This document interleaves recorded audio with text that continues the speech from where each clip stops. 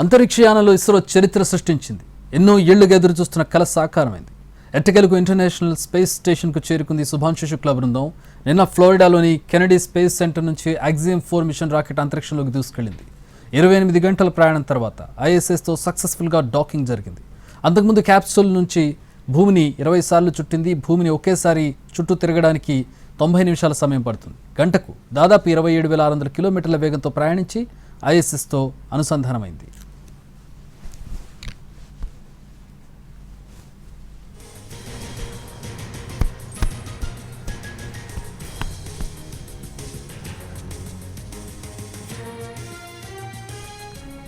ఇక సాయంత్రం 6 గంటల 10 నిమిషాలకు హ్యాచ్ ఓపెన్ కానుంది. ఆ తర్వాత ఇంటర్నేషనల్ స్పేస్ స్టేషన్లో ఉన్న ఆస్ట్రోనాట్స్ శుక్లా బృందాన్ని స్వాగతించనుంది. 41 ఏళ్ల తర్వాత మరో భారతీయుడు అంతరిక్షంలోకి వెళ్లడం ఇదే తొలిసారి. 14 రోజుల పాటు స్పేస్ స్టేషన్లోనే ఉండనున్న ఈ బృందం దాదాపు 60 ప్రయోగాలు చేస్తారు. ఇందులో హ్యూమన్ ఫిజియాలజీ, న్యూట్రిషన్, సీడ్ జర్మినేషన్లలో మైక్రోగ్రావిటీ పరిశోధనలున్నాయి. పలు కార్యక్రమాల్లో అంతరిక్షం నుంచే శుక్లా పాల్గొంటారు. ప్రధాని మోదీతోనూ మాట్లాడతారు. ఇక మిషన్ను పెగీ విట్సన్ కమాండ్ చేస్తారు.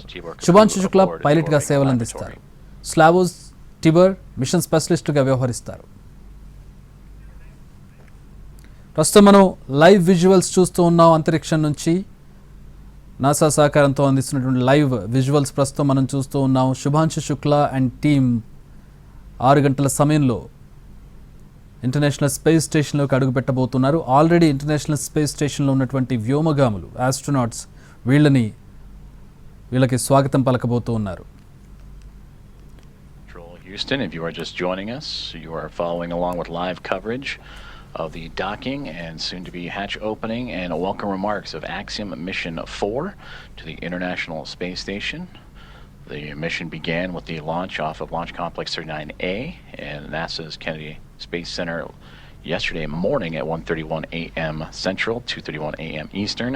That took them on a journey that was a little more than a day to get them to the orbiting lab. They have since docked and contact was at 5:31 a.m. Central Time, and after the connections made, the hooks driving to form the hard mate, umbilicals with power and communications connections all run. Now it is those hatch opening procedures and leak checks that the crew is currently working through aboard the International Space Station. ప్రస్తుతం వారంతా కూడా లోపలికి enter అయ్యారు. Space station లోపలికి enter అయ్యారు. Docking అంటే వీళ్ళు వెళ్ళినటువంటి ఏదైతే స్పేస్ షిప్ ఉందో అది స్పేస్ స్టేషన్కి అటాచ్ అవ్వడాన్ని డాకింగ్ అంటారు. అక్కడ కనబడుతున్నటువంటి ఏదైతే హోల్ ఉందో దానికి ఇది అటాచ్ అవుతుంది. ఆ అటాచ్ అయిన తర్వాత వీరంతా కూడా లోపలికి ఎంటర్ అవుతున్న దృశ్యాలను మనం చూస్తూ ఉన్నాం.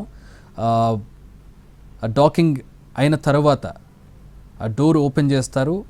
అంతరిక్షంలో గ్రావిటీ ఉండదు కాబట్టి, భూమి ఆకర్షణ శక్తి, గురుత్వాకర్షణ శక్తి ఉండదు కాబట్టి వారంతా కూడా జీరో గ్రావిటీలో ప్రస్తుతం తేలియాడుతూ ఉంటారు. వారందరినీ కూడా లోపలికి స్వాగతం పలికి తీసుకువెళ్తూ ఉన్నారు.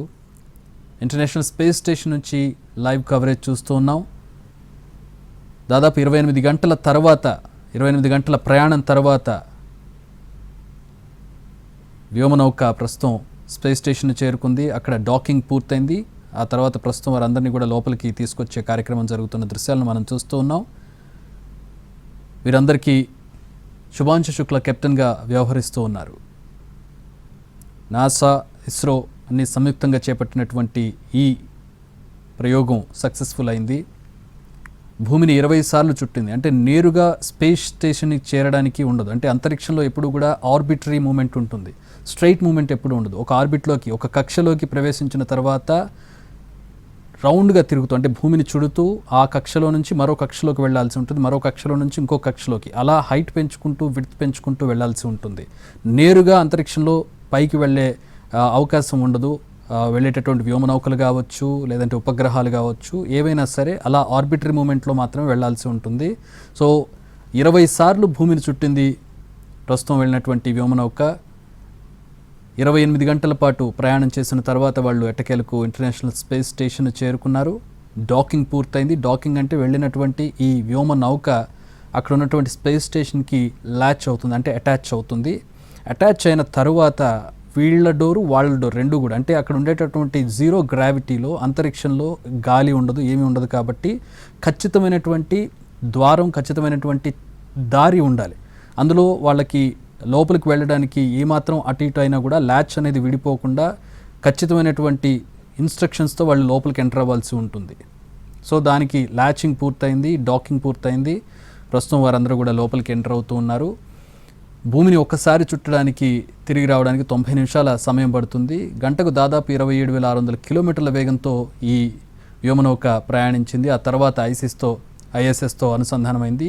14 రోజుల పాటు ప్రస్తుతం ఈ స్పేస్ స్టేషన్లో వీరంతా కూడా గడపబోతున్నారు. రకరకాల ప్రయోగాలు, మొత్తం ఒక 60 ప్రయోగాలు చేస్తారంటగా తెలుసు. అందులో ముఖ్యమైనవి హ్యూమన్ ఫిజియాలజీ, అంటే మానవుడి యొక్క శరీరతత్వం అక్కడ ఏ విధంగా ఉంటుంది అనే దానికి సంబంధించి, న్యూట్రిషన్ అంటే పోషకాలు, అక్కడ ఎలాంటి పోషకాలు మనం తీసుకోగలం, ఎలాంటివి తీసుకుంటే మనకి శరీరానికి పడతాయి, అలాగే లేదంటే శరీరానికి ఉపయోగపడేటట్టు పోషకాలు ఏంటి ఆ జీరో గ్రావిటీలో అనేది కూడా అక్కడ రీసెర్చ్ చేయబోతున్నారు. సీడ్ జర్మినేషన్లలో మైక్రోగ్రావిటీ. సీడ్ జర్మినేషన్ అంటే విత్తనాలను మొలకెత్తించడం. సో విత్తనాలు అక్కడ పంటలు పండించడం కావచ్చు. అక్కడ జీవించాలి అంటే అక్కడ మనకు ఆహారం కావాలి. ఆహారం కావాలంటే ప్రతిసారి మనం భూమి నుంచి క్యారీ చేయలేం. భూమి మీద ఒకవేళ అనువైన పరిస్థితులు లేకపోతే కనుక అంతరిక్షంలో లేదా వేరే గ్రహాల మీద మనం జీవించాలి అంటే అక్కడ భూమి మీద ఉండేటటువంటి పరిస్థితులను అక్కడ క్రియేట్ చేయాలి. ఆహారాన్ని పండించడం కావచ్చు, ధాన్యాన్ని పండించడం కావచ్చు, అక్కడే జీవించడానికి అనువైన పరిస్థితులు ఏర్పాటు చేసుకోవడం కావచ్చు. వీటన్నిటికి సంబంధించి ఇంకా ఇనిషియల్ స్టేజ్లోనే ప్రయోగాలు ఉన్నాయి కాబట్టి దానికి సంబంధించిన ప్రయోగాలు ఇప్పుడు అంతరిక్షంలో చేయబోతూ ఉన్నారు శుభాంశు శుక్లా బృందం.